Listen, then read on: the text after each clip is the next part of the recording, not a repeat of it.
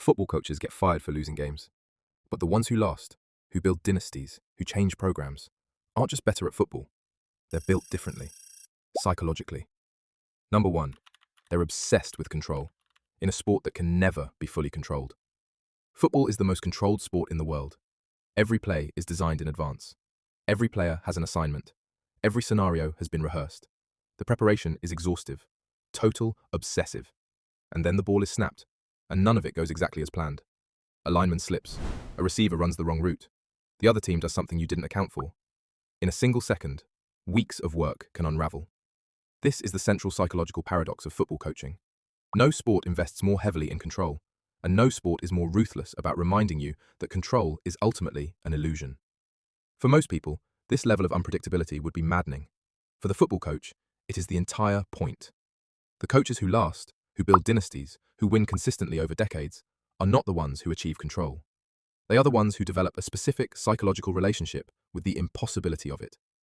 They prepare obsessively, not because preparation guarantees outcomes, but because preparation is the only variable they can actually influence. They pour everything into the controllables, and then they release the rest. This sounds simple. It is one of the hardest psychological skills a human being can develop, because the obsession with control doesn't go away. It gets redirected. The great coaches learn to pour it into process, into practice quality, film study, player development, culture building, and make peace with the fact that what happens on game day is partly beyond them. What separates the elite from the merely good is not how much they control. It is how well they function when control slips away. When the game goes sideways, the plan falls apart, and the moment demands improvisation rather than execution. The ones who panic lose. The ones who stay clear-headed find another way. The obsession with control is what makes them great coaches. Learning to release it is what makes them great leaders. That's the foundation. But what sits on top of it is a cognitive ability so rare that most people who watch football their entire lives never even know it exists. Number two, they see patterns in chaos that most people completely miss. Watch a football game as a fan and you see organized chaos. 11 men moving at full speed, contact happening everywhere, the outcome unclear until the play is dead. Watch the same play as an elite coach and you see something completely different. You see what's about to happen before it happens. The defensive end's first step telegraphs his rush lane. The linebacker's pre-snap alignment reveals the coverage. The offensive line's weight distribution tells you exactly where the run is going. Not analysis, recognition. Instant, automatic, and almost impossible to explain to someone who doesn't have it. Psychologists call this chunking, the ability of experts to perceive complex situations not as individual details, but as meaningful patterns processed instantly. Chess grandmasters do it. Elite surgeons do it. Great football coaches do it on a sideline, in real time, with 50 things happening at once. But here's what makes the football version remarkable. The patterns are never identical. The game is too complex, too variable, too dependent on human beings who perform differently every week. So what the elite coach develops is not just a library of patterns. It is a feel for the deep structure beneath the surface, the underlying logic that holds constant even when every specific detail changes. This is why great coaches can make halftime adjustments that completely flip a game. They watch the first half not as a sequence of plays, but as a data set. And somewhere in that data, they found the pattern the other team didn't know they were showing. The tell, the tendency, the thing that, once seen, cannot be unseen. Most people watching the same game saw chaos. The coach saw the answer before the question was fully asked. That's how they read the game. But the most important thing a great coach does has nothing to do with reading anything.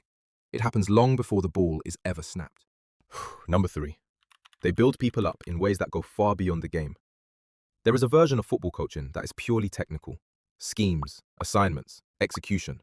Get the right players in the right positions and teach them to do their jobs. The coaches who win consistently aren't doing that.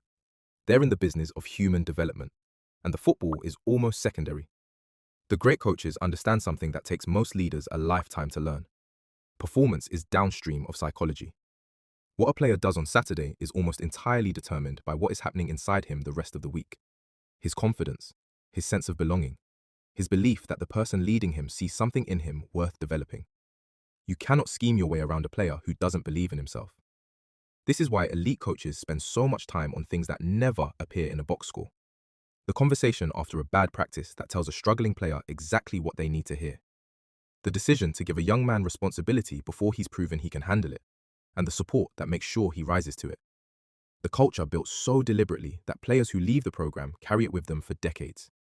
Nick Saban called it the process. Bill Walsh called it the standard. Vince Lombardi called it excellence. The language varies. The underlying psychology is the same. Build the person first. The player follows. What makes this hard is that it requires the coach to care about outcomes they will never see. The player who becomes a better father because of what he learned in that locker room. The young man who learned to handle failure with dignity and carried it into every room he ever walked into afterward. That's what they build in others. But to sustain that level of investment in people over decades, the coach has to carry something inside themselves that most leaders quietly put down. Number 4, they carry the weight of every player's potential, not just their performance. Most people evaluate a football player on what he does on the field. A great coach evaluates him on the gap between what he does and what he's capable of. These are almost never the same number. And that gap between current performance and actual potential is where the football coach lives. Not the player who is underperforming, the player who doesn't yet know what he could be. The one who has something inside him that hasn't been reached yet, and the coach can see it clearly, and the entire job is figuring out how to get there. This is a different kind of weight than most leadership roles carry. A CEO is responsible for what their people produce. A football coach is responsible for what their people become. The performance is the byproduct. The development is the actual work. And development is not linear. What unlocks one player completely closes another one down. The thing that pushes one man to his best self breaks another.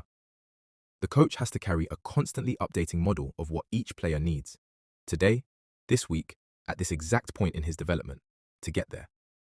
This requires something that doesn't get discussed enough in football: genuine empathy. Not warmth, not softness. The ability to accurately model another person's inner experience, to understand what they feel, what they fear, what they need to hear, and what they need to be left alone with, and to use that understanding as a precise tool. The coaches who are great at this describe it less as a skill and more as an obsession, endlessly curious about their players as human beings. Not because it makes them better people, because it makes them better coaches. They are not just carrying the weight of what their players do, they are carrying the weight of who their players could be. And for the ones who take that seriously, it never fully puts itself down. That's the weight they carry for their players. But there's a moment that comes for every coach, usually in the fourth quarter, usually when everything is falling apart, where all of it either holds or it doesn't. Number 5, they find a way to stay calm when everything around them is falling apart.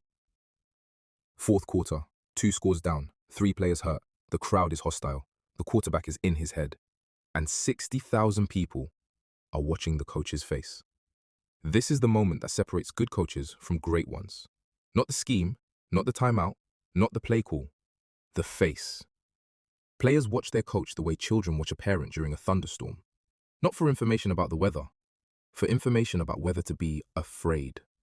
If the coach is calm, the message is, we've been here before, we know what to do. This is survivable. If the coach is panicking, the message is, even he doesn't think we can do this. Emotion is contagious. Panic spreads faster than any play call. And the coach, standing at the center of 50 men whose confidence is wavering, is either the source of stability or the accelerant of collapse. What makes this psychologically remarkable is that the calm is almost never natural.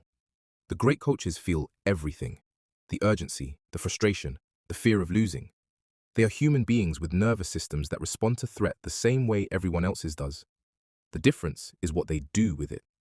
They have developed, through years of experience, through learning the hard way what panic costs, the ability to feel the emotion fully and express it selectively. To process the anxiety internally while projecting steadiness externally. To use the intensity of the moment as fuel, rather than letting it become noise. It is not a personality trait, it is a skill, built deliberately over a career, and it shows up most visibly in the moments when it is needed most, and is completely invisible in every moment it isn't. The players never see the work that went into the calm. They only see the calm itself, and that is exactly the point. The calm is a skill, but the last quality on this list is the one that takes the longest to develop, and the one that separates the coaches who burn out from the ones who keep building long after everyone else is gone. Number 6, they learn to love the process, because the outcome is never truly theirs to own. Every football coach wants to win, but the ones who last, who build sustained excellence over decades, arrive at a realization that changes everything. The outcome was never fully theirs to control. They can prepare perfectly, make every right call, put their players in the best possible position, and still lose. Because football, like life, contains variables no amount of preparation can eliminate. The bounce of the ball, an injury, an official's call, the one play that goes wrong in a way nobody predicted and nobody could have prevented.